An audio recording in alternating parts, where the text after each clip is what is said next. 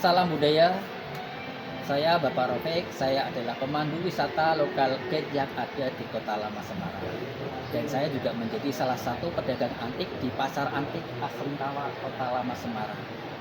Saya juga menjadi salah satu pelestari wayang suket yang ada di Jawa Tengah. Dan ini Omah Wayang Suket Kota Lama Semarang. Kali ini saya akan mengangkat cerita mengenai salah satu wayang suket. Ini cerita lokal khas Indonesia berupa wayang suket Dewi Sri.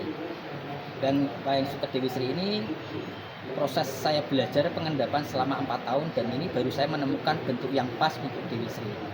Dewi Sri ini rambutnya terbuat dari jerami padi, dan dia adalah sosok perempuan yang digambarkan menjadi sosok sebagai perlambang kemakmuran dan kesuburan.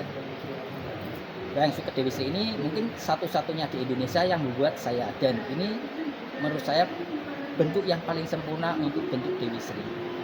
Demikian wayang suket Dewi Sri, salah satu wayang suket khas asli Indonesia yang tentunya ini juga menjadi salah satu souvenir yang saya jual di Kota Lama Semarang.